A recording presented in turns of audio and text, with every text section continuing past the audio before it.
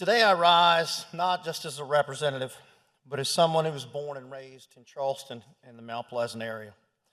Public service in the Lowcountry have helped shape my entire life. 40 years ago, when my father represented the 1st Congressional District, Charleston and Myrtle Beach were very different places. Since then, Charleston has grown by almost 62% and Horry County by 340%. Our populations, economies, regional identities have changed dramatically.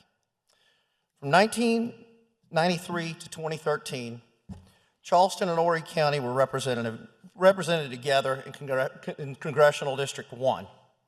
But Horry County rapidly grew. The state recognized that the Grand Strand and Charleston had become distinct communities and regional identities and had changed with regional identities and had changed dramatically. The state recognized that the Grand Strand and Charleston had become distinct communities with different economic priorities, and that recognition helped create the new Congressional District 7. Today, this proposal reverses that course, and it's not simply about moving lines on a map. It carries real economic consequences for Charleston County, the Lowcountry, and the engines that drive our state. The Port of Charleston is one of South Carolina's most significant economic assets. It is a top-tier East Coast port, and it is a federal funding magnet. Its success depends on strong, consistent advocacy for dredging, rail access, transportation, infrastructure, harbor deepening, resiliency projects, and continued investment. Under this map, Charleston County would move from having 2 members of Congress familiar with our region to 1 congressional office based hours away. And that matters. Not because anybody is ineffective, but because every office has limited political capital. Removing the port from the epicenter of the district that contains its workers, industries, infrastructure will dilute the region's influence over its own economic lifetime. This map places nearly all of South Carolina's major public beaches from the Grand Strand of the Lowcountry into 1 single district. These communities will naturally compete for the same renourishment dollars, resiliency funding, disaster recovery funding resources, and coastal infrastructure investments.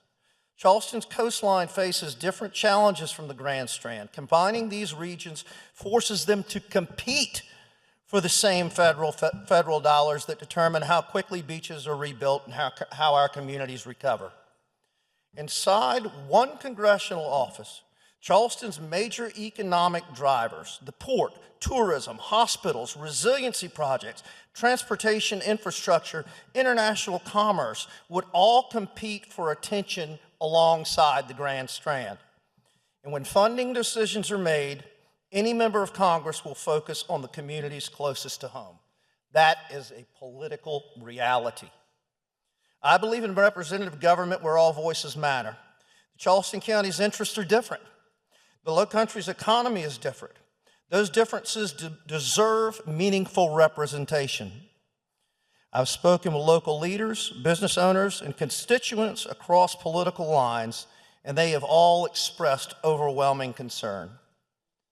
Mr. Speaker, 40 years after my father served, I entered public service because I care deeply about this place and the people who call it home. The Lowcountry is my home. It shaped me. It's the way of life I grew up with and the one that I hope that future generations will inherit. I was elected to defend the interests of my district, even if that means standing alone. I cannot support a map that weakens Charleston County voices, dilutes the Lowcountry's influence, and places our region at a disadvantage when competing for federal resources, infrastructure, investment, and economic priorities for decades to come. For this reason, I will be voting no on